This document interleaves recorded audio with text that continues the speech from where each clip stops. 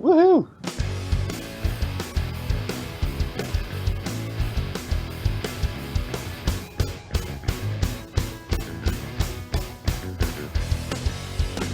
Hi, I'm Steve. I'm the bassist from Lipstick Generation. Hi, I'm Greg. I'm the lead singer from Lipstick Generation. And I introduced this episode, so you know what that means. We're talking about the Smashing Pumpkins. Woo! And if you've been paying attention to how, the chronological flow of time goes, that means we're talking about Machina II, the friends and enemies of modern music. Or as I like to think of it, Adore 2?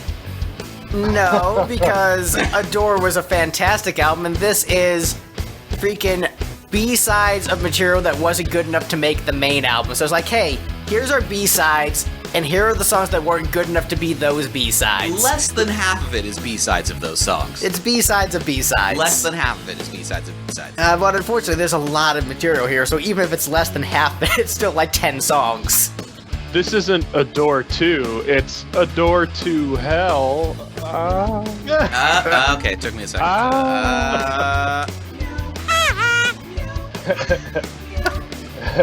Yeah, so wait, who do we have on the show today, Steve? Introduce the guests. We have Gavin and Craig, or Mixing, as it's going by now. Since when do I introduce guests, even on the episodes that I'm hosting? That's what you're supposed to do when you're hosting the episode, Steve. Okay, so we've got Gavin from Bethany. Welcome back to the show, Gavin. Hey, thank you. Glad to be back. And we've got Craig Smith from the Pods and Sods Network returning to the program because we're talking about pumpkins. And by talking about the pumpkins, I mean we're talking about Paul Stanley lip syncing. Psych, it's a Kiss episode. All right, see you guys later.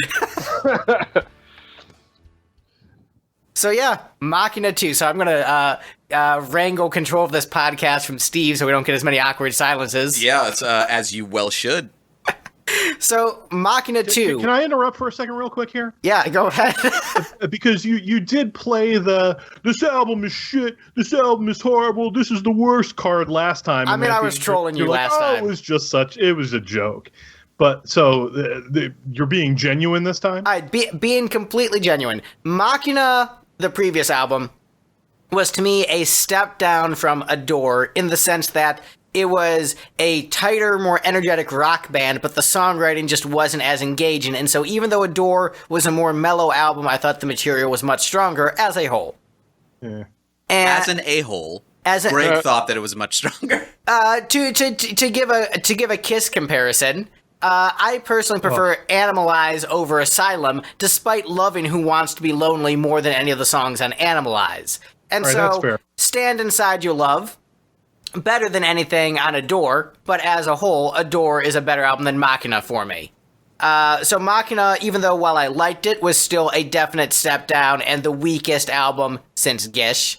And this album, for me, was weaker than the last album we did. So it's another step down, unfortunately, despite there being some tracks on this album I love. Some of my favorite Pumpkin songs are on this album, but when I'm looking at it as a cohesive whole, I don't enjoy listening to this album very much. Typically, we go around the panel, talk about our history with the band and the album. I will continue going since I'm already talking. Started listening to the Pumpkins a few years ago when Steve loaned me a copy of Melancholy and the Infinite Sadness because I enjoyed the James Iha side project Tinted Windows. And then for the podcast, we've been going through every album in the catalog in order. This was the last Pumpkins album I hadn't listened to. I went ahead and listened to Zeitgeist and Oceania and all the other albums that came after this, even the Zwan stuff. I'm not as familiar with those albums. I could only listen to each of them maybe once or twice just to get a feel for them, but I enjoyed everything after this album more than this album. So, in terms of where this ranks in the Pumpkins catalog, this is towards the bottom for me. Who wants to go next? Gavin does. Yes, I got into the Pumpkins in middle school. A very good friend of mine burned me a mix of a whole bunch of stuff, and I fell in love with it. And I've been a Pumpkins fan ever since. Machina II, I knew existed, and I wasn't a very internet savvy kid back in like 2000, 2001. Sorry, it'd be more 2002, 2003 by the time I got into them. But so I didn't really have it. I had a few songs because I had the greatest hits that came with Rotten Apples, and so like I knew Real Love, I knew Lucky 13, I knew a few others from this album, and I had come across some others, and it always held a lot of intrigue for me, like, oh, the lost album, Machina II. And then this episode came along, and oh boy, did I have to listen to this. All I'm going to say is that, I've done a few episodes of this show, and every time I've, like, come out of an album, be it a Pumpkins album or a Kiss album or a Queen album, I always come out wanting to listen to more of that artist. But I had to, like, just palate cleanse myself out of Billy Corgan for a little bit after shotgunning this album so many times. I even came out of Gene Simmons's asshole. Like isolate that. What? Isolate that sound. Well, yeah. You haven't heard that episode yet. I keep referring to that album as Gene Simmons's asshole. As you should. Yeah. But I came out of that recording and album listening process going, I'm going to listen to his 78 solo album and put on Love Gun and, Rock and Roll Over. Yeah, no. Not today. Oh, no. Don't funk with my heart. Craig, how about you? What's your experience with Machina II? My experience with Machina II, I downloaded it from Napster or LimeWire or wherever I did it from, like the day I heard about it. Downloaded the 300 DPI image files and made my own artwork, and it was very exciting. I remember the post because when it first came out, I think there may have been guesses. I don't think there was a track list on the record itself, and since it hasn't been said, it was a record of which only 25 copies were pressed. It was 1 LP and 3 EPs, and given to various people. So I remember a post around that time where somebody got Billy to write down the track titles. So I don't know if it's online. I'm sure it is somewhere. Billy's scrawl, and that's where the version electrique and things like that come from. Obviously, there are, depending on where you look, there are different designations for the titles of these songs. But I had it in real heavy rotation in 2000, and I remember in it might have been before the breakup or maybe right after, where Billy said in an interview that they were putting out 2 CD versions of all of the albums, and it would finally be released on CD. And here we are almost 20 years later, and it hasn't happened. I know it's supposed to happen soon.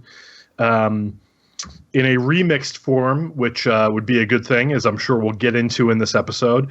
But I hadn't listened to it front to back in a long time, so it was quite an experience to relive 2000 all over again. And Steve, what's your experience with the Pumpkins and Machina II? So, as we've discussed in several previous episodes, Pumpkins are one of my favorite bands, have been, since middle school. I remember I learned about this one, and I was not particularly internet savvy, so I didn't figure out any of this, like, downloading a DPS kind of thing. I went to my friend Chuck's house, and we, searched around trying to track it down until we eventually found MachinaII.com, and then we downloaded the crappy MP3s. I believe, though, when it first came out, they sent it out to 25 members of their fan club, and they said, distribute this. This is, we're not officially releasing this in any way. This is for you, the fans, to have and make your own. And so I think there were 2 major versions that went around, and one of them, the guy's record player, didn't run at the right speed. Correct, the first one. So I think that's the version that I have, and that's the version that Greg was listening to because he borrowed my copy that, I burned the MP3s onto 2 CDRs. So Greg's listening to the slightly wrong speed version. Maybe that's why you didn't like it, Greg. All right, I was going to say, I'm not going to trust his list then if he's listening to because I remember how that first version sounded. So I will say You should have asked me. I have a version lossless right from a radio station that put it to. I listened to two different. I listened to it streaming on YouTube and Steve's car versions. Oh, great! So you listen to an MP3 version and a YouTube version at like 96K. You know what? Great. This episode's going to be a fucking barn burner. You know what? Here's what I'll say. The episode has got higher bit rate. Here's what you have to listen to it in full screen. Here's what I will say. You know what? Mediocre songwriting, like a higher bit rate, doesn't help with that. So I don't know that I agree, but I'm sure we'll get into it. I mean, this dude liked Hot in the Shade even before it got remastered. I'll tell you what. I mean, Hot in the Shade still hasn't been remastered. Yeah, it's true. It's the one that hasn't. Which, honestly, it needs a remaster. What's the one I'm thinking of? Warmer Than Hell. Sorry. I didn't. It's a bad-sounding album, Steve. Well, I can't wait to reconvene on this panel once Billy releases the Super Machina box, whenever that might happen, where everything's going to be remixed and resequenced. Supposed to be this year, but I'm excited for it. Yep. All, I'm sure, 117 tracks. Right? It's going to be so many tracks. What I will say about this album, I have spent many years listening to bootlegs of artists that I enjoy. So lower sound quality isn't enough of a deterrent for me to turn my nose up at music. So I listen to a lot of Kiss demos, a lot of Thin Lizzy demos, and those are, bands that were making demos in the 70s and 80s. So the sound quality is, honestly, of those demos, much lower than what I heard here. A lot of the sound quality was honestly pretty fine for what I was listening to, because I've sort of trained my ears to listen to that. And honestly, some of the songs here sound better than some of the intentionally shitty production choices on other Pumpkins albums. So it's not that the production is the main killer of this album. It's just that I think the songwriting wasn't particularly inspired, and it feels like B-sides of B-sides. It feels like it was unreleased for a reason. It's not like Airplane Flies High, where these B-sides are better than stuff on the actual album. How did this not happen? It's like, oh yeah, I can see why you cut this. Well, wait, let's put aside the B-side thing for a second and remember that half of this is what was supposed to be the next record. So if you take those 14 tracks, how does that compare to the album before it? So talking about the LP? The LP. Starting with what I guess starting with does it start with Glass? With Atom Bomb? What I would say, if we're just talking about the LP by itself. Oh, I forgot I was listening to this in the backwards order. Yeah, you do. Me too. I did for years. And so I was listening to it in the backwards order because that's the way Steve gave it to me. This is disc 1. I gave you 2 discs. You could listen to them in either order if you want. One was labeled disc 1, one was labeled disc 2. And I was clearly wrong because it's 4 discs. That's true. Yeah, so I was listening to in the backwards order because of the way Steve gave it to me. What I would say is, if we're just... I think we should call this off, and you should listen to it properly, and we reconvene in another month. I have listened to this more than any other Pumpkins album. I am done listening to Machina II. I have listened to this album so many fucking times, because I've tried to like it.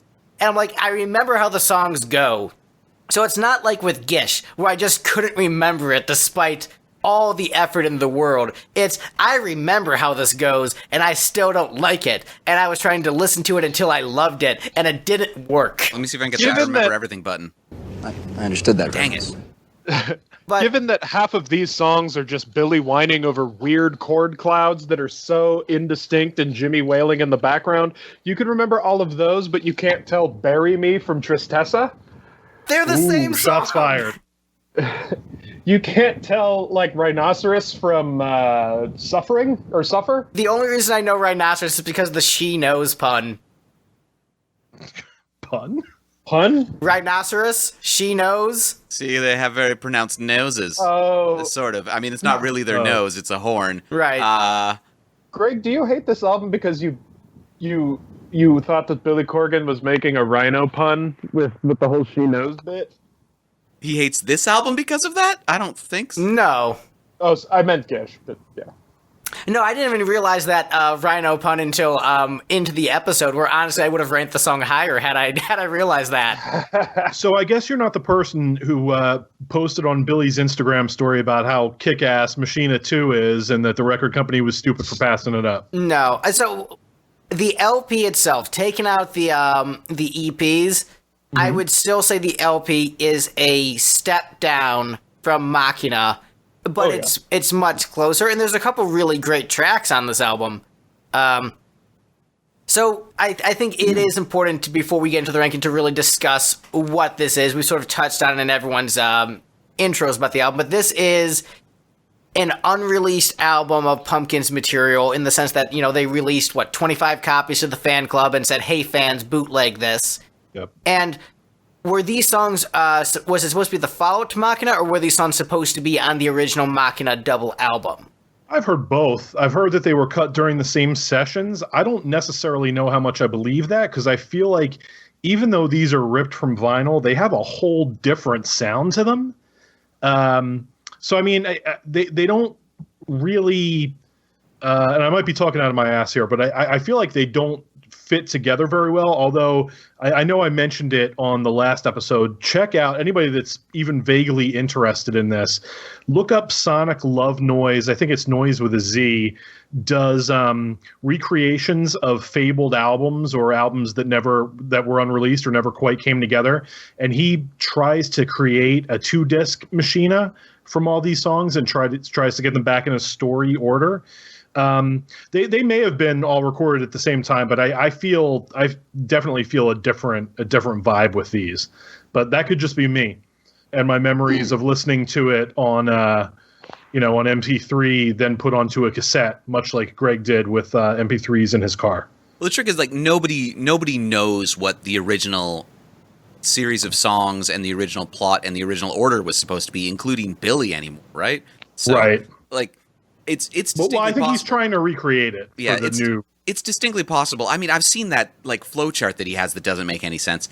But it's distinctly possible that half of these were written at the same time as half of Machina was written. Machina 1 for the original rock opera version of it, and then just as the project clearly wasn't going to be funded by the record label, things got bounced around and other stuff got added and stuff got removed. Yeah, I wouldn't doubt that. I think they were all part of the same concept. I just think that they probably... I do wonder at what point they narrowed it down to one record and focused it on, putting the first record out as is, and then what continued to happen. There's a Smashing Pumpkins recording sessions site out there that might shed some light on this. It might be worth a look. At what point did they decide to cull it down to one album? And why did that album not include this version of Soul Power? So I will say this, as far as listening to this album in the wrong order and it affecting my perception of the album, I will admit, when I first listened to this album and I didn't realize that the disc 1 Steve sent me was supposed to be a bunch of EPs of B-sides. Mm-hmm. I just thought this was the intended album. Wow, why would they intend to release something so shitty? And then I realized, this was supposed to be the bonus tracks, B-side things, and then the other disc was supposed to be the actual album, which was a much stronger listen.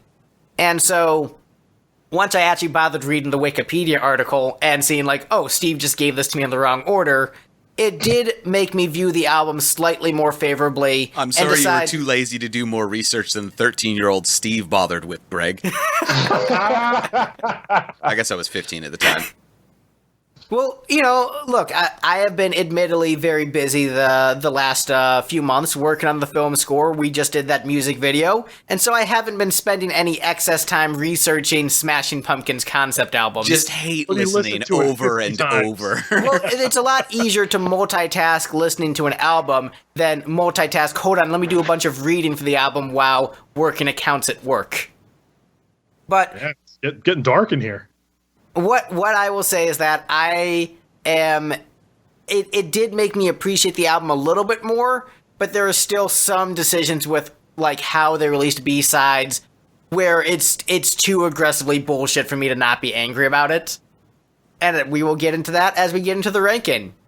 Which, speaking of the ranking, you guys ready to get into it? As I don't ready think as I'll strap ever in. be, Steve. I don't think any of us will ever truly be ready for this ranking, but let's go for it, Greg. All right, so coming in as the least best song on Machina 2, because we're not saying there's necessarily a bad song on this album. I mean, it might I be am. this one. This is the I one think that you we did. all agree on. Coming in at the bottom is Soul Power. So I'm going to tell you this. For a band that fucking wrote a song called Mayonnaise, I didn't think they could get any whiter. But damn, this cover of Soul Power. Holy shit. White people ruining everything. Like, hey, here's what we're going to do. We're going to take a classic James Brown song. And you know how R&B and soul is all about the vocal? What if we just give the most lethargic, lackluster vocal possible, ruin the melody of the original, and just make it generic bullshit, bro-y alt-rock? This is fucking terrible. This is destroying a class. This is a goddamn travesty. I showed this on to Toddzilla. You know what Toddzilla said? A man of funk and soul. He said, damn it, I hope Billy Corgan got beat up as a child. And you know what? He did. And you know what? As a Holy victim of shit. child abuse, I don't even feel bad for his child abuse anymore for this fucking atrocious cover of Soul Power. Fuck you, Billy Corgan. This is a damn travesty. Retroactively, you agree with Billy Corgan's dad? Yes, retroactively, because if he knew he was going to do this shit version of Soul Power, god damn it, this is fucking terrible. This is an atrocity of music. James Brown, the godfather of soul. Like, the thing is, it's actually a cool choice for the Pumpkins to cover Soul Power. That is a cool idea. But this cover is fucking terrible. Like, what? This is worse than most white people funk. This is worse than Red Hot Chili Peppers. And that hurts my soul to say that this is whiter than the Red Hot Chili Peppers. But it is. And there is an Asian man on this track. There is James Iha, a non-white person who should know better. But this is so fucking white and terrible. Don't blow your load on the first song, Greg. I was going to say, there's 24 more songs to go and a lot. This is the one I feel the most passionately about. This is the boomerang of the Smashing Pumpkins catalog for me. It is Were the there- honey don't of the Smashing Pumpkins catalog. Look, there might be Pumpkin songs I think are more boring, but there are no Pumpkin songs that induce the rage in my soul that this cover of Soul Power does. You know how people are supposed to get angry when listening to Bullet with Butterfly Wings? Like, yeah, the rage in my soul. No, this is the rage in my soul. Fuck you, Billy Corgan. This is bullshit. I've got one other song that induces more rage in me, and it's also a cover from around this era, but I don't think they ever did it in the studio. Live, they would do versions of Talking Heads' Once in a Lifetime. Oh, yeah, that's right. I forgot about that. And they changed the melody, they changed the lyrics. It's They just wrote a different song, and they're like, all right, who wants to hear some Talking Heads? Psych, and this just is it. kept the and you may find yourself in a dark abyss of the soul, and like that kind of Billy Corgan.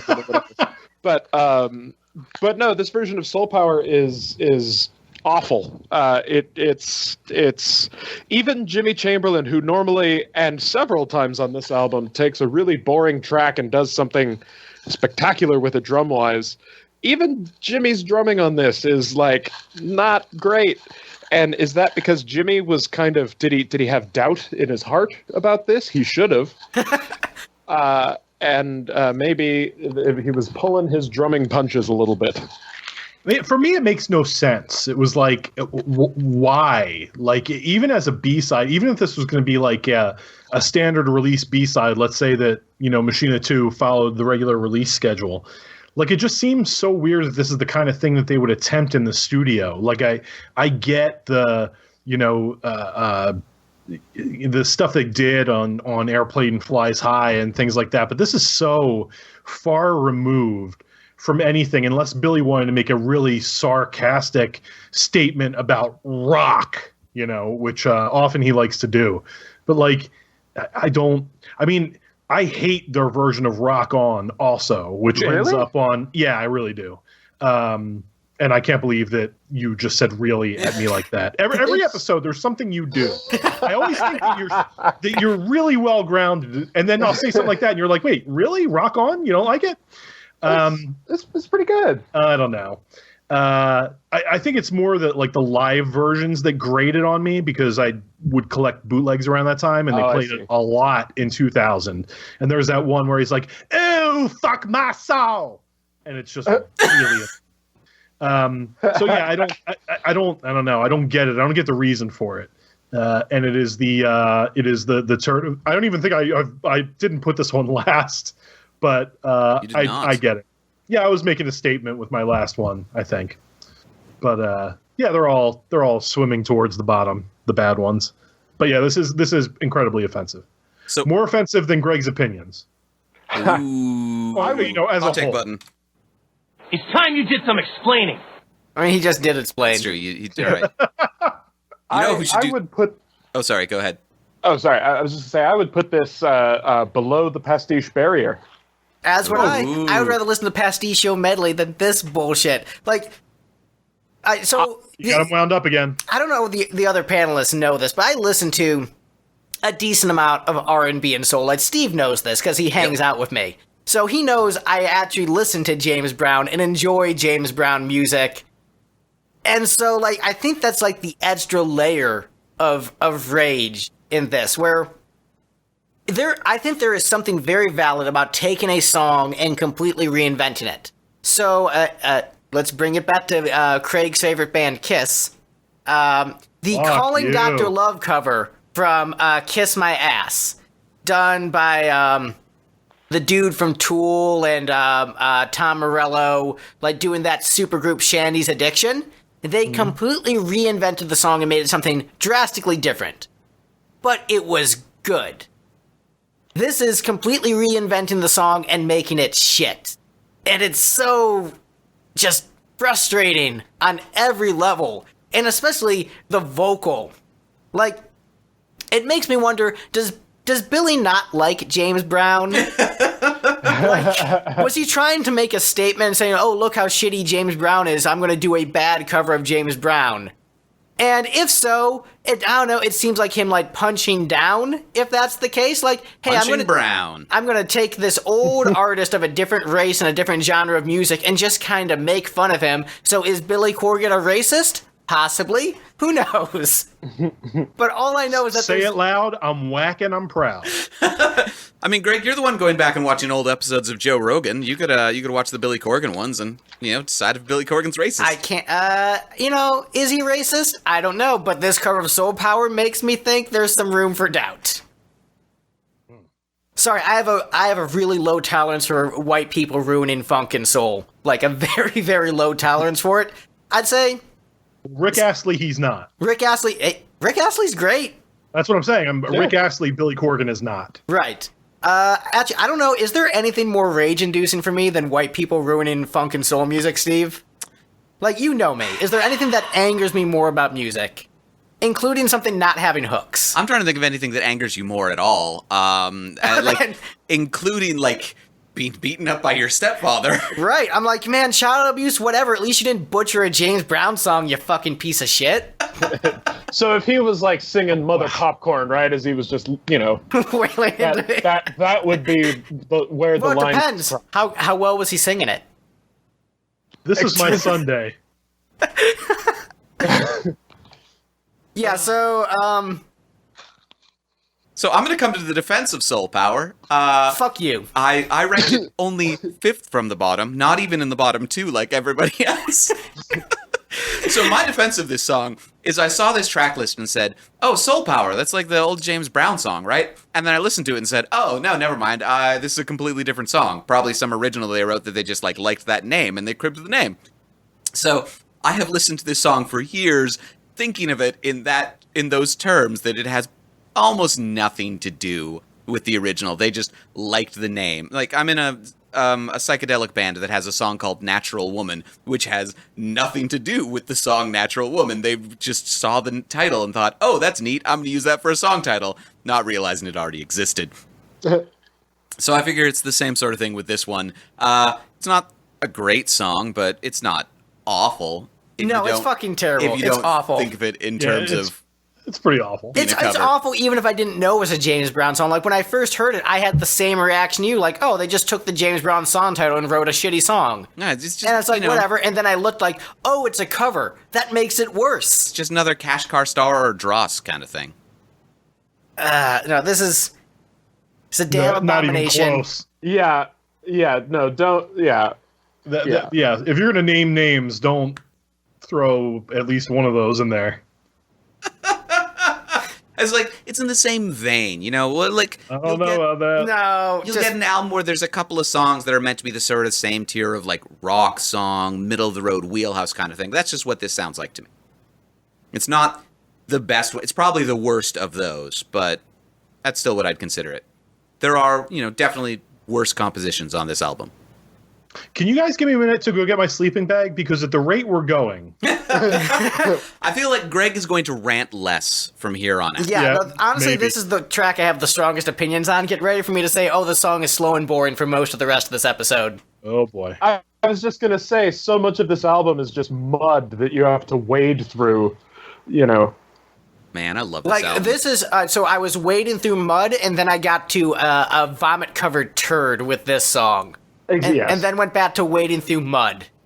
Beige mud. 96K. Beige Mud, the best adult contemporary hits of the late 90s. Being beige. Hey, speaking of something that's like kind of boring and mediocre, you guys ready for the next track in the ranking? Yep. Next up on the list, we have Heavy Metal Machine. Ultimate version. Sucks. Better than the one on Machina. No, it's not. Fuck you. It's, What? Wait, what? Where am I? Craig, you ranked this at the bottom, so do you have a rant to compare with Greg's previous one? Who, me? Yeah. Well, I mean, it's missing the best part of the song, which is the chorus, let me go, rock and roll, which is what makes, I mean, if you're going to call Heavy Metal Machine on Machina 1 great, which I would, because I think it's really good. I think it's boring. This has, I'm sorry, which voice was that? That was me saying it's boring. Oh, well, I filtered you out. It's so bad. It's taking, I mean, it's maybe one of the lesser songs on Machina, but it's got a great hook, and that's gone in this version. Yep. So there's nothing here for me. That verse just isn't enough to hang a song on. So yeah, that's why I find it offensive. Apparently not as offensive as Greg finds Soul Power, but it was still, I don't see the need for it. See, I think this is catchier than the Machina version. I actually... So what do you mean it's catchy? For some reason, like, the vocal seems to stand out more in the mix, and just the arrangement seems to allow the vocal to shine on top of the chords more. And so I'm like, oh, I can actually, like, start to sing along to it better. The vocal is, like, half missing because there's, like, this effect that keeps dropping it out. Yeah, like a weird gate. I don't know, for some reason this works better for me than the original. Maybe it's the different drum beat. I don't know, for some reason, like, this version works better for me than the Machina version. I can't really justify it, but, like, when I put the two of them on side by side and A-B, I'm like, yeah, I'd rather listen to the Machina II version. I like the one that's way noisier, takes all the best vocal hooks, and it removes almost all of the dynamics. That's the better version. And is 7 minutes long. Is it really that long? Or 6:45, 6:43, something like that. And it comes at the end if you're listening to them in the correct order, right? Yeah. Oh, yeah, yeah. it's the You know final what it track. might be, as I'm reflecting upon it? Maybe this one, like, the lyrics seem to make more sense to me than the Machina version, where this one feels more like a machine, and the other one feels more like a shitty, mediocre alt-rock band. So this was like, yeah, this is more mechanical, so it makes more sense with the lyrics. Heavy Metal Machine, because he's a robot. As somebody who actually listens to industrial music, Greg, what the hell? Yeah, thank you. Like, Ministry, this is not. Right, if you're thinking of this in terms of like an industrial sounds like a machine kind of song, it's not good at that either. But I think it's better at doing that than the original version is at being genuinely good. All right, we need to listen to an abstinence album now. I rescind I do think the Machina 1 version is a bit better. Yeah. So I agree with you there. But this version's not without its charms. I mean, I put it as number 16. Charms. So, you know, Its in my charms notes being that it's still kind of heavy metal Machine. Well, it's that, you know, one of my favorite Billy Corgan archetypes is the set up an ostinato or a repeating figure, and then Billy kind of rants and grooves over it, like a Set the Rated Jerry kind of thing. And I know it's totally wrong to put this in the same. I like this better catalog. than Set the Rated Jerry. Greg, no. Wait, really? I do. Oh, did you not hear that episode? I was on that episode, and I forgot that. I think I blocked his opinion on this out. I think Set the Rated Jerry is remarkably boring and has nothing distinct about it. That is in my top 10 Pumpkins tracks. It's in everybody's top 10. Good. Yeah. But I mean, if we're doing like golf rules where like bottom is the top, then it's in my top 10. why wouldn't I just have said bottom 10 then? I don't know, being edgy. But Being edgy like Billy Corgan, let me spell everything wrong, in a sense. Fuck you. oh yeah. Oh, also as a geeky point, I noted that it's interesting that in the bridge of this version of Heavy Metal Machine, or no, not in the bridge, somewhere towards the end, the bridge riff for Lucky 13, or I guess it's the B riff, right? The boom, wow, wow, wow, you are so kind, oh, wow, wow, wow. That guitar line appears as a synth bass line in this version of Heavy Metal Machine. I move it up one rank then. Well, and my question on that is... Because it's not quite as good as the original Heavy Metal Machine and not quite as good as the original Lucky 13? But is that, left over from the more concept period of the development of that album? You know, was he going for bringing themes from other songs into other songs and the more operatic... The leitmotif thing. Leitmotif. How do you pronounce that word? L-E-E-T motif. No, it's L337? yes, it's 1337 motif. Oh, you internet kids, you. You noob hacksaws or whatever. All your bass are belong to me. And, Your and bass. Snake. No treble. Well, bass certainly didn't belong to Darcy now, did it? Oh. I will also Hold it for concede nose candy. that it is possible me preferring this to the original Heavy Metal Machine is that I've just heard the song enough and I just started listening to this one more because I was listening to Machina II over and over again to try and like it. So Go back and listen to the other one and then hit yourself in the head. Well, no, I did A/B them a few times. Like, I like this one better. Just sort of, he kind of got Stockholm about it. Yeah, so Maybe. I will acknowledge that it is, look, even though I like this version better, I still don't think it's great. Like, I still don't think it's that good of a song. I just like it better than the other mediocre version. Yeah, I mean, this wouldn't be on my list of... like, if I was burning someone a mix to get them into the Pumpkins, I wouldn't put either Heavy Metal Machine on there. I would put the version where his voice dies after the live version where his voice dies 2 songs in. Oh yeah, that's the killer. Heavy Metal Machine. Heavy Metal. So do we have I've not heard that one. any other comments on this one before we move on? It's also fairly interesting. The live DVD that I think came out with I always get the title wrong. If It All Goes Wrong, that documentary. There was a live show on there, and they do Heavy Metal Machine at that show, which I thought was interesting. That out of all the songs they're pulling for this 2000 tour, 2007 tour, whatever, 2008, whenever it was, that was on the set list. Weird. It's classic troll Corgan. Yeah, it really is. I mean, when they're not playing Super Christ for 8 days. Yeah, you want Golden Age material? Here's Heavy Metal Machine. Yep.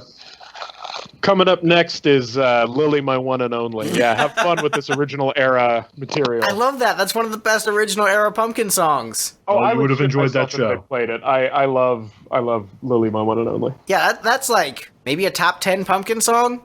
I wouldn't go that far. Yeah, that's silliness. It's great, but top 10, come on. they try to, appeal to the old fans by playing a bunch of classic stuff like the live arrangements from Euphoria. Oh, We're gonna hey, that we're gonna play I Am One for 20 minutes and then transition into Somewhere Over the Rainbow. Nothing. Right there, you motherfucking whore! Oh, that version's so not good. I don't even remember all the stuff that he God. shouts in it, just because I've only listened to it like twice ever. You're thinking it's Silverfuck that goes into Over the Rainbow, but that I Am One is like during his angry '94 Lollapalooza era. Yeah. Yeah. And I've gotten like another bootleg from that tour, and the I Am One is like the same way with just like a different rant, Huh. I mean, I knew that they were separate tracks. I didn't remember which track went into Somewhere Over the Rainbow. I knew it wasn't I Am One, but I knew that both were way too long, and just like him yelling into a microphone for 15 minutes. And then doesn't he like slap the mic? With his head. Yeah. Because that transfers to audio really well. What you are is what you are, and that's nothing. I forgot about that. What you are is what you get, and Nothing! what you get is what you see, and that's nothing. Yeah. Nada. Anyway, we Give didn't me make some. Greg listen to that one because it's bad, so maybe we should move I on. mean, he made me Should listen do to that this album. album. Euphoria is totally worth a watch. It is a incredibly entertaining hour and a half. It is kind of fun. I'm sure we'll do a commentary episode. Unfortunately, I only have it on VHS, so we'd have to track down a digital version. Is that ever I- in Redbox, Greg? The Euphoria? Viewphoria. Euphoria? I haven't seen it, no. Dang. I have a DVD rip I can send over, but invite me over so I can be part of it. Okay. Rockin' Pod Expo coming up, man. Won't be there. Bummer. Yeah, sorry. Hopefully, I'll be on tour at some point, and I'll be down there, and we could all convene in person and just have it out physically, just fist fights. Right? So, guys, Yeah, you don't know what it's like to sit next to this man. Because every time he had a hot take, he there was something that he knew was going to annoy me, and I could just see him looking, and I wouldn't give him the pleasure of looking at him, but I could see him smiling and looking at me out of the corner of my eye. There's Like, a he just reason wanted that to we see my stage things reaction. up so that he's behind me when we record these episodes. I don't have to look at him. speaking Oh, of it was so ridiculous. speaking of hot takes, we've got one in my top 5 next on the list. Oh, yeah, this is damn it, Greg. No, come on. What is it?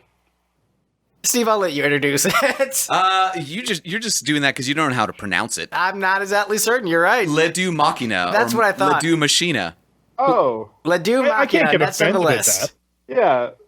yeah. I'm not. That's fine.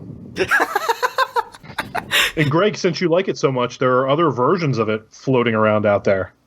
I'm interested in hearing those. I like this piece a lot. I listen to a decent amount of video game music and film score stuff. That's just music I enjoy listening to. I'm currently composing a film score. And so, to me, this is fine. Like, yeah, it's a nice little instrumental track. Would fit in well.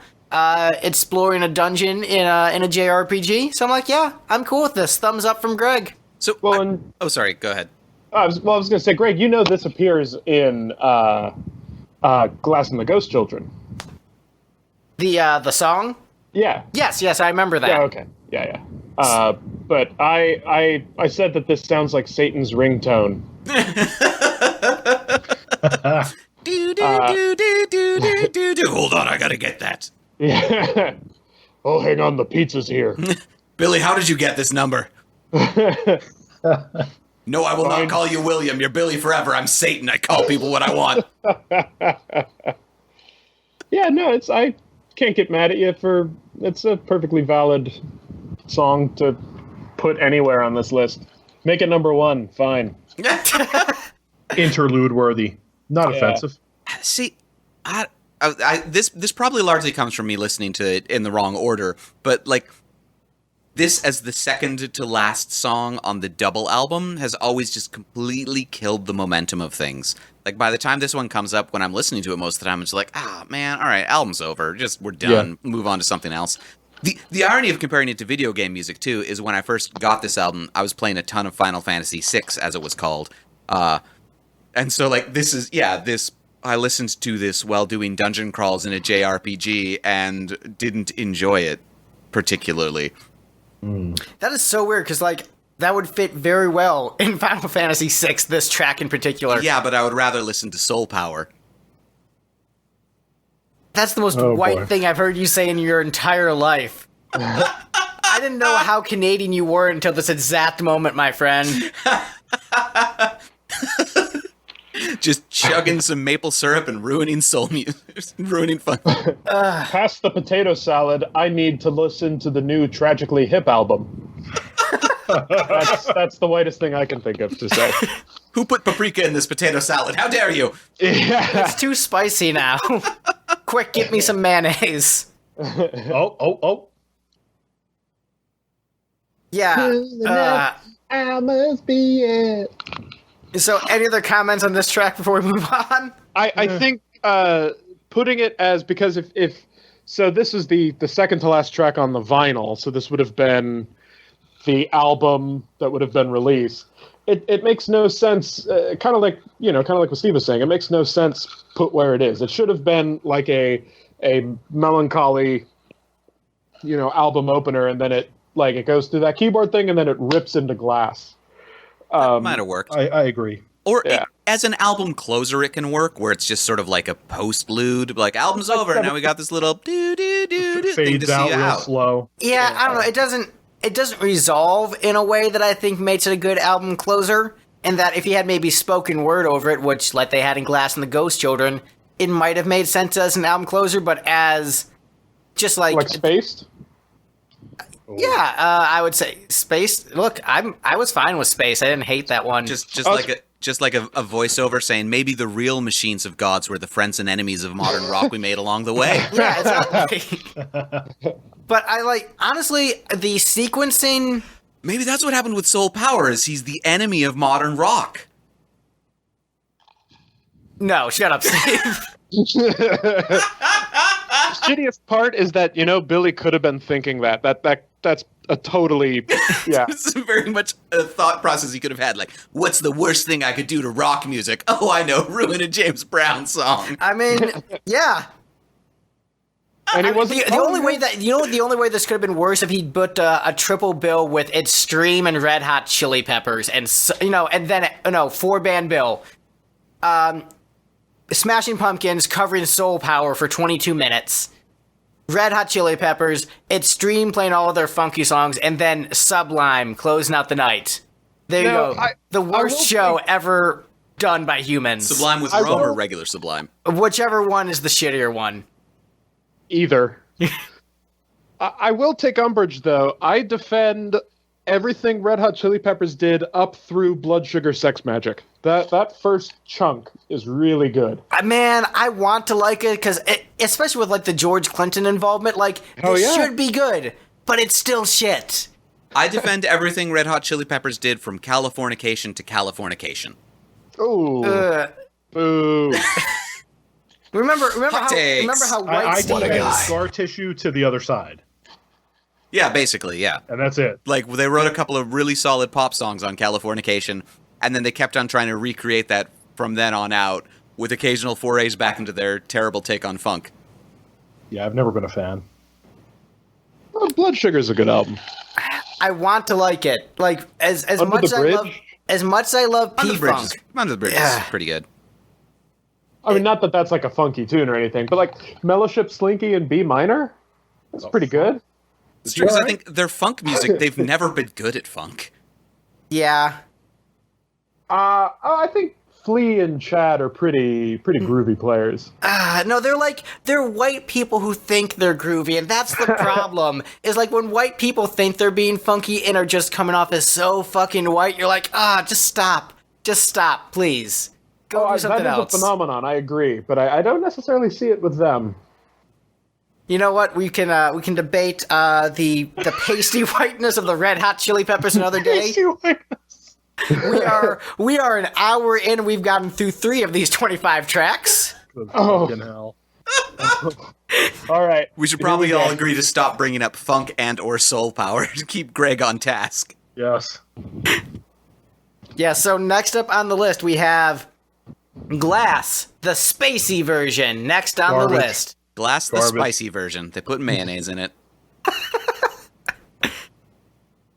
Yeah, it's a shit mix of a quickly slopped together song. Yeah. So, Glass, the song itself, is one of my favorite songs on this collection. And this version is actually pretty good, but just pales so much in comparison to the other version where it's just so not necessary. And so it was difficult for me to rank because part of it was me saying, how good do I think the writing is, which is actually pretty strong. The performance is actually pretty decent and kind of fun. But then I'm looking at all these songs like, how necessary is any of this material? How much do I need this in my life? Do I need this version of Glass when I have the other version? No. Not really. But in terms of songs I enjoy listening to on the album, this one is higher up, if I'm being completely honest. The mix is just so odd. Yeah. I think there could be value in a spacey version of Glass. That could be pretty cool. But they could have done this way better. I think they really just slapped together some half-ass thing. Like, it's super noisy. This makes it the spacey version. Like, nah, put some real effort into, doing an interesting alternate arrangement if you're going to do that. Agreed. Yeah. All right, any other comments before we move on? I legitimately like this album. I mean, I feel like we'll We'll talk get to the about... good stuff. And I think... we're bogged down in the stuff that's like... But they're slim pickings as far as good stuff on this album, I'd say. I agree. But I will say, I think we'll probably talk more about Glass, the song, when we get to the better version. Right. And I think we're just we're saving our material for when we get to the good version of the song. I just noticed that I called the bottom six in the wrong order, but the bottom six, I have all of those in my bottom six. Nice. How far apart did everyone rank the two Glasses? Mine is a pretty wide gap. 10 points for me. Yeah, I'm looking at mine. Let's see. I think there's only four, or there's 4 songs in between mine. 20 points for Steve between the two. No, wait, sorry. 12. 12, sorry. 12 points for Steve. Oh, wow. By the way, when I sent mine to Greg, his response was less full of shit than expected. Hey, that was mine too. Greg, are you recycling responses again? Look, I mean, that's just how your rankings came up. I was expecting absolute shit from both of you. I got thanks, buddy, I love you. No, no, but wait, what was the next? Got a thanks, buddy. I love you. But wait, read the second sentence, Steve. Also, your ranking is terrible. Good. I got there were 4 between mine. Yeah, no, there's my discrepancy is pretty huge, and honestly, I thought about ranking them right next to each other, but I sort of dotted points versus how necessary is it, and also the fact that it's on the shit disc. I'm like, you're gonna lose points for the guys surrounding you, man. Sorry, judging you by the company you keep. The company you keep, yeah. If Machina II was called the shit disc instead of Machina II, I would appreciate this album more. I would too, honestly.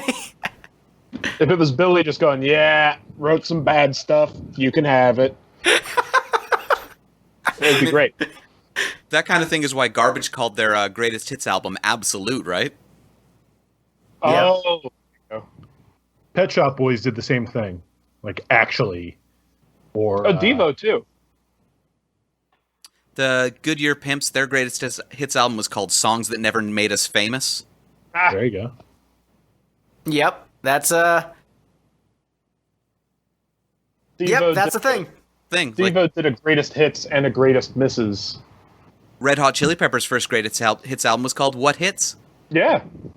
It's a great By album. the way, I don't know that the spacey version comes from Billy's notes. I think that's what fans named it. I think in his notes he just called it Glass Alternate Version, just for completeness' sake in talking about this. Did you say Billy's Notes or Billy's Nips? I was trying to get through this episode without Billy's nips. I felt we had to at some point. We all were. Oh, I tried to get through my day without him, but just like Oh boy. A horrible shadow cast by an unforgiving sun, they're always just behind me. Wow. Oh, goodness. And what lies in front of me but the barren wasteland of Peter Chris Mpreg fanfic? Hitting them all. Oh yeah, all my greatest hits. Yup. Just a bulbous hill of Peter Chris's distended belly. Thin Lizzy, the White Album, Gish is not catchy. You've already said that one twice. Fine, I'll give you the chair this time. Can we be done with talking about Gish? Next song. Next song. Next up on the list, we have... done talking about Steve's creepy voice. Alright. Next up on the list, we have Blue Skies Bring Tears. The better version. No. Incorrect. You're talking about version electronique? Yes, the version on Machina 2, better than the version on Machina 1. Awful and no. Yeah, no, I no. This is the version that rocks more, right? Yes. The Yeah, heavy It's got version. hardly any melody. Come on. The version on Machina 1 is a masterpiece next to this. I mean, the And version there's on a Machina third 1 version. is slow and boring. This one at least rocks, bro. Yeah, but it's just I like that. Like, rocking is not enough. But it rocks, bro. There's all these songs where you're like, Oh my yeah, God, let's I'm take hating out it all right the now. arrangement and just like Yeah. strip it down to just verse, chorus, Yeah, that's without the any thing. dynamics. If it had everything that was great about the songs in their other forms, then fine. I would love a rocking version. There's another version of this. I think I that know what it is on a is. cassette. The cassette You version. hate bridges? No, what it is so he did the soul power thing to songs that you guys like. But because I didn't like those original songs, him butchering them and just making them kind of shitty alt-rock was an improvement on those mediocre songs from Machina 1. What's next?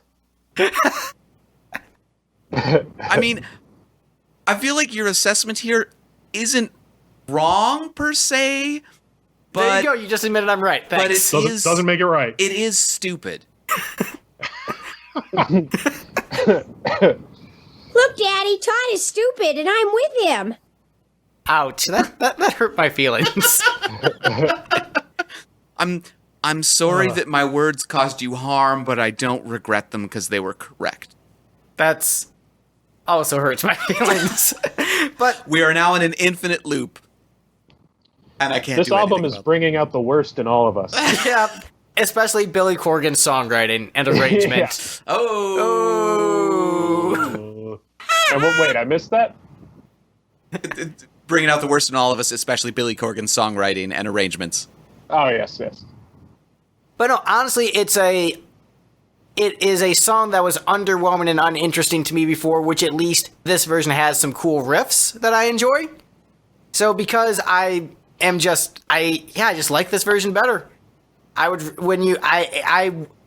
the versions that were on Machina 1, I would A-B them to see which version I liked better, and I was surprised that, once again, the Machina 2 version was more enjoyable to me. Like, it shouldn't be, given my general taste in music. I would imagine to prefer the Machina 1 version based upon the general taste of music in Greg, but, like, Blue Skies Bring Tears on Machina 1, it just kind of, like, drones on forever. This one is a little more energetic in its delivery, with the fast vocal delivery and that driving snare kind of thing. But it's just undercooked song. Have you guys heard the one that I think it was on? It was a cassette that Billy gave to a fan online. I think right after the album came out, that had a third version, which is the same as they played on the Arising tour, which I think was like 1999, which might be the kind of bridge between the slow one and this one that might be the preferred version. I have not heard it, but I mean, just strictly A being the two versions that I have heard, this one is a strong preference for me because I don't like the other one pretty much at all. This one I can say, yeah, it's fine. The one I'm talking about rocks, but rocks in a good way, unlike the version on Machina 2, which is a piece of shit. Look, I'm just defending the Smashing Pumpkins to you because I think they're a great band. This is an excellent track. I'm sorry you don't like the Pumpkins that much. Right? But look, I will stand up for the Smashing Pumpkins against all of you haters. Ugh. Oh. Yeah, moving on from Greg's blatant lies. And next up on the list is a song I ranked very high. We've got If There Is a God full band version next on the list. Everybody disagrees with Greg. Because he's wrong. Yeah. So here's what I will say. This is actually kind of a bad version of a good song, in that the production and just like background hiss and noise is fucking terrible. Yeah, But- even you ranked the piano version of this one much higher. Oh, no, I did. But what I will say is that the writing of the song was so good, and the performance of the song was in general pretty good. It's just the production was so bad. Yeah, So let's put all the reverb in the world on an acoustic guitar. Yeah, no, this sounds like shit. But in terms of the performance of the band and the writing, it is a good song, performed well, with just the shittiest production that made Saint Anger and Hotter Than Hell look like masterclasses. Yes, this sounds like shit, but it is well performed and well written, so that's why I ranked it high, because, yeah, the production is terrible, but it's a good song. I think those words are going to come back to bite. Anger is a saint. Yeah, there you go. You know, we can save more comments on the, when we get to the better version of the song if you guys want, but I think, yeah, it's a piss poor production of a good song. So I think sorry. I was gonna say, I think If There's a God is a pretty good case for my ordering of these two albums, in that, you hear the good version of If There's a God first, the, acoustic piano version that, like, introduces you to what the song is, and then later on, when, presumably Glass's life is going completely off the rails and everything is a terrifying, noisy nightmare, you hear the bad version that isn't fun to listen to. Well, no, technically the bad version is the one that's on the album Yeah, the proper. one's supposed to be on the album, which doesn't make any sense to me. Yeah. It doesn't. It doesn't. Like, They should have had the good version on the album. Like, what they should have done is put all of the shitty songs on one disc, which they almost did, and put all the good songs on one disc, which, once again, they almost did. Like, this was very close to being one really good CD and one absolute dumpster fire. But there's like, oh, you got like a couple nuggets on this one, and you got a couple turds on this one. You were so close. I'm looking at the Sonic Love Noise reconstruction. He calls it Glass and the Machines of God. He actually opens it with If There Is a God. I'm looking to see which one he opens it with. He actually uses an acoustic demo. Ooh, interesting. Yeah. That I need to give a plug to this because everybody needs to check it out. The website is albumsthatneverwere.blogspot.com. There are a ton of great ones, but yeah, I've read that write-up. It's pretty cool. Yeah, he gives a huge explanation of it and tells the sources he used and everything, and he put it together really well. There's some really cool segues and stuff, and it's 2 14-track discs.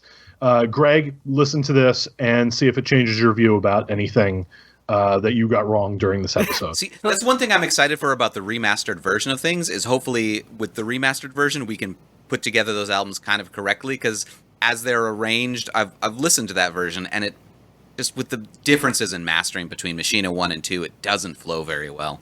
Yeah, I mean, it's tough. I mean, he did use there was a promo of Machina 1 that wasn't as compressed as the regular disc, so it's better. But you still have the artifacting on Machina 2 just Right. from All of Machina 2 is super compressed because the noise floor is 15 decibels. Definitely. I mean, I'm open to listening to another version of it.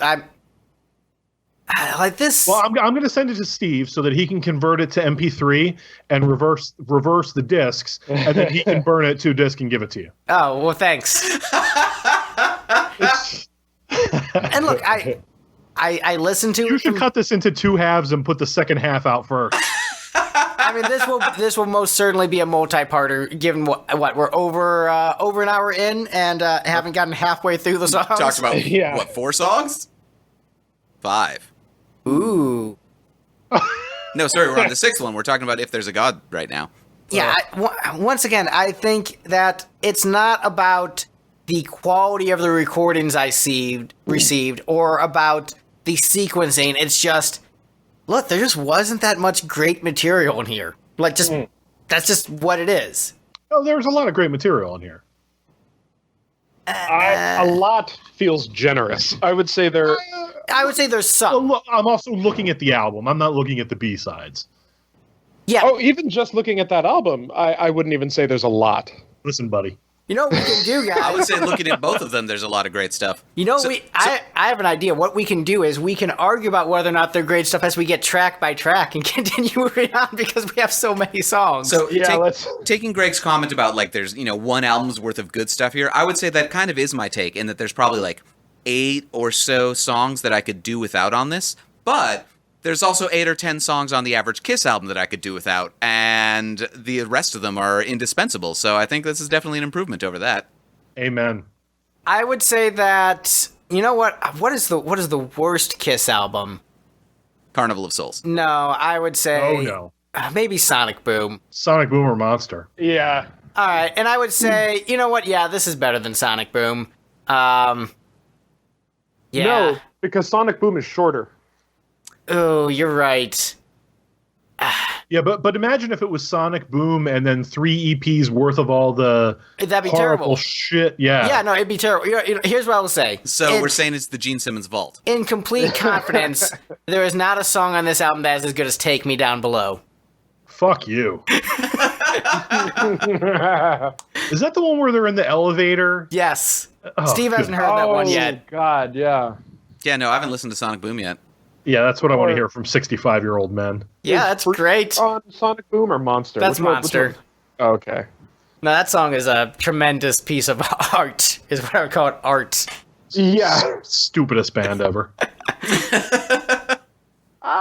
Speaking of stupid, shitty songs, next up is Cash Car Star, the EP version. Greg, everybody disagrees with you. Wait, this low? So EP version. The trick is, it is 7th from the bottom, and it's also 10 points above full band If There's a God. Okay. Like, it ranked pretty low, but it's not that, like, it's because people hated it. It's just Greg has bad opinions. So here is my beef with this version of Cash Car Star. You have 2 versions of Cash Car Star on this album. A song that is a mediocre Pumpkins rocker, not one of their better rock songs, not one of their worst rock songs, right in the middle. Not, like, it's just an average Pumpkins rock song. So, the version's very similar, but this version, they just, like, left in them coughing in the background. And, like, oh, look how intimate we are. You can hear us coughing on a recording. Greg has No. been whining about the coughing for weeks. Really? That's going to be what you attack here? Oh, yeah. I'm Wait, gonna say, really? I'm gonna say, look, if I'm viewing how essential the versions are, when you have a pretty identical version that's just cleaner production without leaving in like It's got artifacts that like the drum band break coughing, in the beginning. I'd say it's different enough. I don't think it's different enough for me to like care Come on, about it. because you go from when you're hypnotized to My Baby's Got 3 Eyes. I don't care about this version. It's less good production, performance comparable, but then just the whole like, oh, we're an alt rock band, we have to be authentic and pure and leaving shit like us coughing. Like Get the fuck out of here. That's so ridiculous. even for a B-side, that's bullshit. Like there's no reason to leave that in. That is stupid. Like for a band on this level to leave that in is dumb. I don't think they trimmed anything down. I mean, it happens a couple times on the EP. And that's annoying. So do you not like when Ringo yells, "I've got blisters on my fingers"? I think that's different because it actually is like something badass and cool from the struggle of recording as opposed to like, oh, I've got a little bit of a cold, cough. So you don't like it when David Lee Roth shouts about nice suits and how you're definitely going to get some leg tonight? That is very different. David Lee Roth talking about the producer being a nerd and how he should go get laid and do something cool is very different than just leaving a cough on the recording. Dude, we do better than that. We should hold the Smashing Pumpkins to a higher standard than us. I can't believe that this is what's getting airtime. I can't believe the cough got airtime, but it did. And so as I'm ranking this album, how essential... The way I generally rank this album is how essential do I think the tracks are? How important are they to my life and my playlist? Do I want to listen to them? Like, I have 2 versions of Cash Car Star. one version is produced like shit, one version sounds good. The version that's produced like shit also just like has a bunch of awkward silence at the end and someone coughing. Which version do I actually need in my playlist? So did you rank them? Did you rank them back to back, or are there songs in between them? No, he ranked them like 10 apart. Oh wow! I ranked them like 3 apart because this one's not quite as good as the other one, but I think they're both good. I mean, it's fine, but I rank as like how necessary it is. So if I'm making cuts, how likely am I to cut this version? This was second from the bottom for me. This would be one of the ones I cut first because you don't need Second it. from the bottom. I mean, if I'm trimming this down to a single album, I'm only putting on one version of Kashgar Star, but I'm definitely putting a version of Kashgar Star. Yeah, no, I mean, it was the single. It was going to be the single. They did this on fucking Letterman, didn't they? I don't think there's anything wrong with Kashgar Star the song, but I think you don't need 2 versions that are very similar. And this version just has enough things where I'm just like, this is completely unnecessary. And I agree. They're not different enough. I totally agree. If this is a B-side, which it's supposed to be like, hey, here's supposed to be something different and fun. The different and fun things that sounds like shit and they're coughing. So the trick is, if they'd released this as they'd done the full album cycle and they'd released 3 singles, what's this one a B-side to?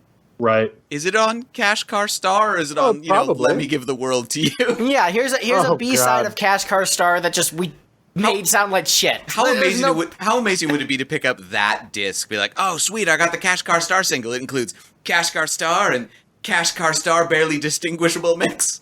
And Soul Power being ruined. Oh, man. That disc would have made so many people so angry. Yeah. I put, I did rank this one lower, or the lowest of the 2 Kashgar Stars, but I have them back to back in my rankings. I do too, but I put this one higher. Oh, really? Interesting. Yeah, I kind of like that drum break in the beginning. It doesn't kind of go right into the vocals. I kind of like that little hesitation. But I think the drum performance, the drum break is cool, but I think on the whole, Jimmy's playing, and that is purely what did it for me, was Jimmy's playing. I think Jimmy's playing was stronger in that first take. It almost feels like the EP version was done after they did the take that became the one that they used, and Jimmy was a little tired, and Billy decided to wait before he came in, and Yeah, could be. Yeah, once again, just... But it's all about the cough. Let's talk more about the cough. It's unnecessary. It is completely unnecessary. The trick is the cough isn't particularly rhythmic. Like, if there was a real groove to the coughing, he'd be all about it. I think James Brown could cough and it would be... There's a part of me that just is annoyed with... 90s, bands thinking they're edgy by, leaving in the studio noise after the tracks, where so many 90s songs would end with, and there's gonna be feedback for a while, and that was, it became a trend where you could parody the bands because that's how they would all end. When we did Carnival of Souls... Sorry, so now leaving a cough in is edgy? Is that where you're going with this? No, what I'm saying is the idea that leaving in studio noise, no matter what, is a hip, cool thing to do, isn't always a hip, cool thing to do, as evidenced by this track. It's just there's no point with not just cutting the tape sooner. There's nothing interesting after the completion of the performance. Unless there's secret hidden messages. Did anyone listen to it backwards? Ooh, no. But what I'm saying is, there's no reason why it couldn't have been cut sooner. There's no reason why the production had to sound so much worse than the other version. And there's no reason why it had to sound as similar to the other version. It's unnecessary. So on an already long album. If this was the only version of this song on that album, would it rank where you put the good version? Or would it rank where you put the bad version? It would rank probably split the difference. It probably would rank not quite as good as the good version, but nowhere near as low. No. So I am partially ranking as how essential I think the tracks are. Yeah. So part of it is it's a combination of songwriting, performance, production, and then how essential it is in my overall Pumpkins fan experience. Is it likely to be added onto a playlist? Am I going to seek it out again? Yeah. Okay. So, no, it's a good performance of a good song, but just it's unnecessary when you have the other version for all the reasons I've listed. plus coughing. Look, there's no reason to leave that shit in. Like, the song was done. Just cut Oh my the god, track. you set them off again. Sorry. Now, if there was a cough in Soul Power, oh boy. You know what? It was already shit, so I don't know if there's anything you can do to make that much worse. You know what's the only way to make it worse? The end of Soul Power, they just burst into Boomerang. That's the only way it could be worse. I'm looking at the song lengths, and side A of that EP, even with all that extra coughing and noise at the end of things, is still 1 minute 10 seconds shorter than side B. So they could have added like another 70 seconds of just random stuff. So you guys ready to talk about another song I'm underwhelmed by? Can't wait. All right, I'm done talking about this great song. All right. Next up on the list, we have Lucky 13. It's slow and boring. That's all my comments. Go ahead, guys. Why is it this low? I put it about 2/3 of the way down. It's not my favorite. Kind of feels like filler to me. I put it third from the bottom because it's slow and boring. It ended up on the best of. Yeah. This wouldn't album put it there has either. Home, this album has Go, this album has In My Body, and Lucky 13 feels like the filler? Yeah. Yeah. Wow. Oh. I mean, this kicks off disc 2 of the B-sides on the best of. That's unfortunate.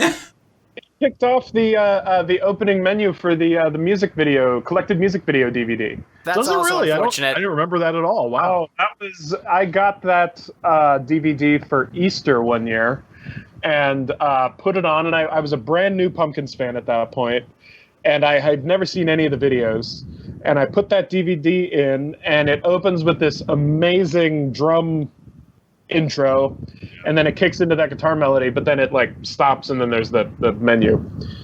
And then later, when I eventually bought the greatest hits with Rotten Apples on it, finally hearing this song, it was like, oh man, I think this is. I mean, I put this as number 7. I ranked this one at 7, so it's not even in my top 5, but it is better than so much of the formless void of chords and compression that makes this album. Yeah, I can't wait for us to go toe to toe later on in this episode. By the way, Greg, are you upset with Jimmy saying he's jungle drummed out at the end of this? I mean, I know how you are with studio chatter. Jungle drummed out, man. Honestly, that seems more appropriate because it is like commenting on the material, and I relate that more to I've got blisters on my fingers. Okay. Like, I'm not against all studio chatter, but like it has to be kind of cool or appropriate. So just like leaving in like a coughing or a sneeze isn't like cool and rock and roll. But being like, I'm done with this jungle drumming, like that actually is kind of cool. So that is a good example of studio chatter to leave in. Fair enough. But yeah, Well, go ahead. The coughing does relate to the lyrics in Cash Car Star. Strapping in. Be prepared. All right, because there's a line, they'll spin you gold and paint you black with the blood of your surprise. So he's clearly hacking up blood after, Dude, he's just coughing at the end of the take because he's not feeling well. Just stop it. Coughing No, doesn't blow Greg, his this voice. is my 100% honest opinion and thought. No, it's not, Greg. I'm sorry. Lies. Yeah, Lucky 13, slow and boring. Any other comments before we move on? This song is rated criminally low, given what other songs I am shocked we have not already talked about. I continue to be shocked, buddy. Because Yeah. I've looked at your ranking and I've looked at the overall ranking. Greg's got some bad opinions. My opinions affected the overall ranking because I put this Lucky 13. I put third from the bottom, so that's why it's so low. Jesus. Right? I think it's kind of fillery, but like it's still good.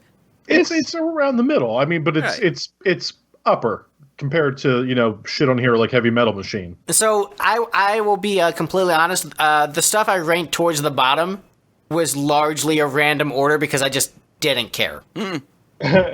So I pulled a Steve on this episode where I'm just like, whatever, this song is boring too. See, I only ever did that when you made me listen to like 50, video game songs. But I'll tell you this, in terms of length, what's the comparison of length between this and like those video game soundtracks? How long is Machina 2? 93 minutes, I think it was. So shorter than the Chrono Trigger soundtrack. Shorter than the Chrono Trigger soundtrack. Substantially. But probably the point you stopped caring in the Chrono Trigger soundtrack is the point I stopped caring in Machina 2. Like 10 minutes in? Yeah, because I listened to Disc 1 first, or your version of Disc 1. You made me listen to the slow and boring shit first. Man, I love that. Alright, so speaking of underwhelming songs, next up on the list... This is never going to get old. Next up on the list we have Home. Sorry, Craig. It's entirely too high. What the fuck is wrong with all of you? I put this one smack dab in the middle. Yeah, how far are we up on this? We're on like number 9th from the bottom here. Well, all right. I'm going to get angry if we spend too much time on this. I'm just going to say one of the best songs Billy Corgan has ever written. And what an amazing performance by the band. Yeah, Good Craig Christ. put this as his number one. The hell is wrong with you people? Wait, this was your number one? Yes, it was, because when we were emailing back and forth, and you're like, such tracks as Go and Home. I was like, okay, well, obviously he's serious about this because Home is a great song. I don't understand it. I don't know how I ended up here. Don't know how any of you discovered Smashing Pumpkins, given your tastes, because this is a great song. I ranked it higher than Gavin. Did I rank it the lowest? Yeah. Bottom 5. Oh yeah, deservedly so. Come on, that pre-chorus. Oh, now you're really pushing it. Oh, with every word. I just it. There are few Corgan tunes that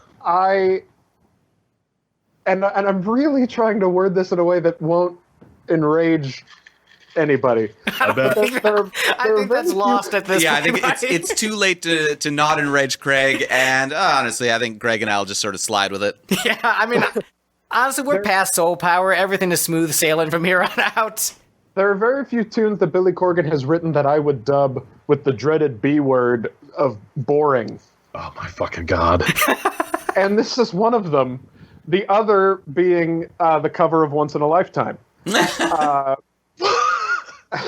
Or Transmission. Well, yeah, awful. I had to sit through that. I get it, but come on. This song just did nothing for me, and maybe it's just a matter of, because the first time I heard it was when I was digesting this album, so maybe because like it's in my playlists now, or Machina 2 is, maybe it'll pop up more for me, and maybe I'll connect with it. But it just, I cannot even think of how it goes. It made that little of an imprint on me. Love is everything I want. Oh, yeah. I rank that one very low. Indian summer of my remembrance settles on my bounds. Come on, it's so good. Those are the lyrics? So here's the trick: is I generally like the more ballady Pumpkin songs when they're rocking less hard and more heartfelt and reflective. Mm-hmm. This one's just boring. So, I like the emotive wailing. I think the melody could be stronger than it is. It's close. It's not, but it's a fine song. Like, it's good enough to be cut from the original album and be left on the cutting room. It's not original album. This was supposed to be their next album. It wasn't cut. They were 2 albums. Well, it's good enough to be cut from an unreleased album. I mean, oh my God. If I were putting together single disc version of Machina 2, this one would probably make the cut. Yeah, I think this one would make the cut. There are 6 songs that I would say would be good enough to put out as an EP from this collection. And Home is definitely not one of them, unfortunately. Ooh, hot take, Gavin. Yeah, how's it feel to have that crown snatched from you? Honestly, I'm all right with it. I ended up like in a Twitter war, like completely by accident today. Someone tagged me like, Greg doesn't like this band. Everyone yell at him. Like, what? This is what I wake up to. Y'all gotta leave me alone just because I hate white people funk. Maybe you shouldn't have opinions on Extreme then, Greg. Why is that something people give a shit about in 2019? Yeah, They were on Bill and Ted's Excellent Adventure. Yeah, but they're just so okay. Like they're such amazing musicians and make such okay music, which is so disappointing for how good they are at their instruments. I completely concur. I know very little of Extreme other than like Silent Lucidity and one of my. That's Queen's You're Right. thinking Queen's Right. Oh, Jesus Christ! Okay, no, that's right. Extreme did More Than Words. Yes. That's okay. That's what I was thinking of. I think as far as terrible things that people could say about Extreme, Gavin is definitely winning that contest. Absolutely. Greg grouses about them all the time, and then Gavin's like, yeah, Silent Lucidity. Well, and I used to study with one of their former drummers, so I should know more about that band. But And things like I thought Operation Mindcrime was great, you know? yeah, look, they've got a couple okay songs, but when they do the white people funk bullshit, I get pissed off. I agree. who was the drummer for the funk period? Was that Mangini? No, wasn't that Paul Geary? Okay, Or maybe not. Am I wrong? I've never been an Extreme guy. I'd say you're pretty extreme, Craig. Thank you. But, Let me just pound some Monster you're Energy drink here. You are out extreming me after your last comments. To be, home is not. I'd never wait. Even the falsetto you're going into shows regret. By the way, when I'm just Smashing rendered Pumpkins speechless. when Smashing Pumpkins reunited in 2007 after Zeitgeist, the first night of the tour, what did they bring out? Home. Yeah, Billy Why also did later nobody brought out care? timpani Because they in brought that out tour. Home. So It's top 5 Pumpkins.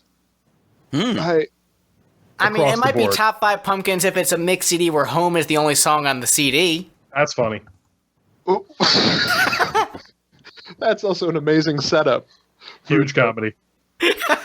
Big joke. Smashing Pumpkins, known for the one song they ever released, Home. It's in their top Here's what it 5. would be. It would just be a 22-minute edit of Home that would go on loop. We should move on. I just find Here it he goes. the tour where he had the extended timpani solo. He decided to bring this song out. I don't even remember that. Hey guys, ready to talk about another boring song?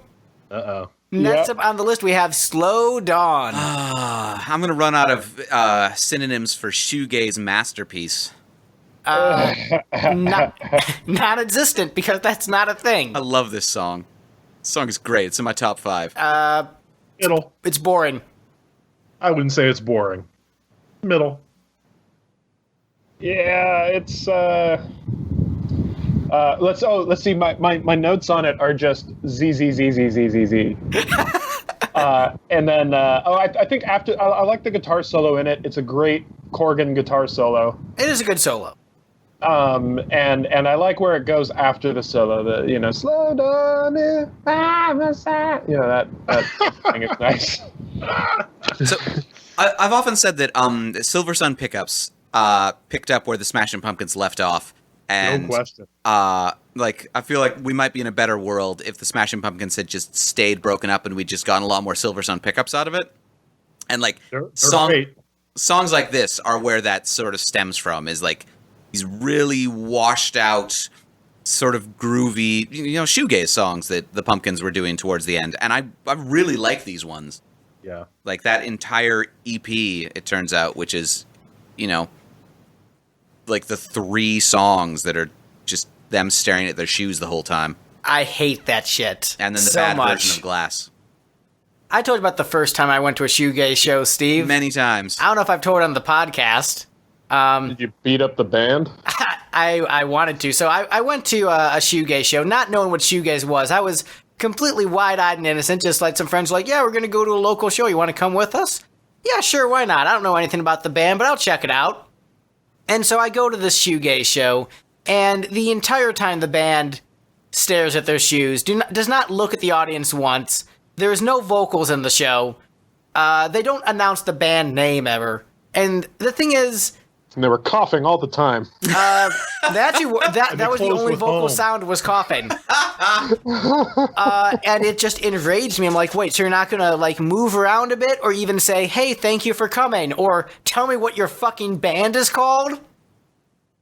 Even having said all that, their version of Soul Power would have been better than what we got on this. You know what? Yes, probably. Thank you. But shoegaze is not a genre I have any affinity for at all. What about the everlasting shoegaze? Ooh. I would say with shoegaze, there's actually potential to make really awesome sonic landscapes, but they usually don't. It's usually just fucking boring.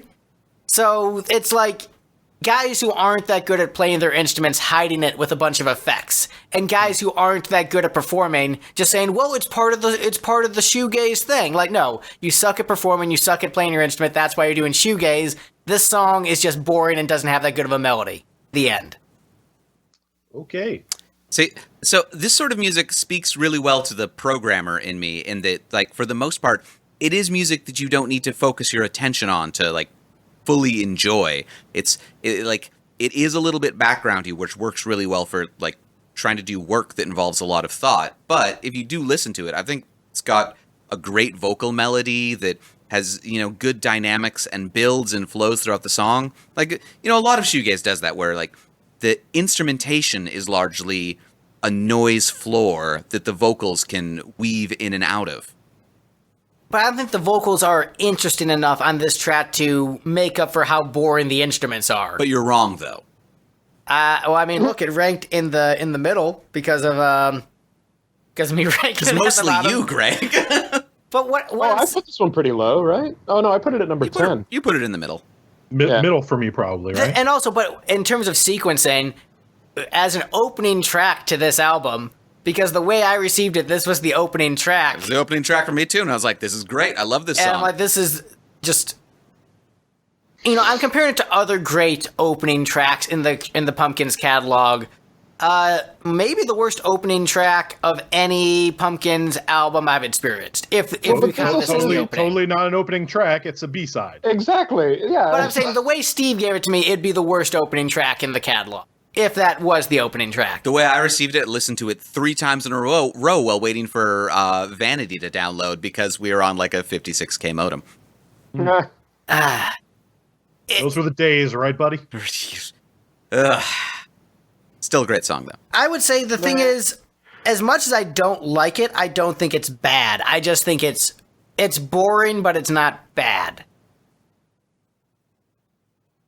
Well, Okay. This is related to the film script that Billy Corgan and George Romero were working on. Slow Dawn of the Dead? Exactly. Or the continued tale of Caesar the Ape, Slow Dawn of the Planet of the Apes.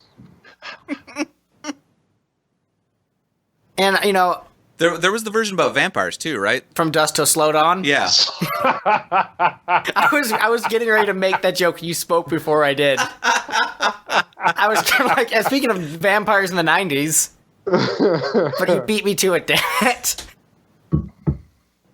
So any other comments on this mediocre filler track before we move on? Yeah, it's. I feel like we're like an hour away from Monday and me needing to be at work. Yeah, who's ordering the pizzas? We'll be here for dinner. Honestly, we're moving through this faster than I expected, being completely honest. Yeah. This isn't a Kiss episode. There's no fast food pizza involved. Right. Oh. Sorry, Caesar.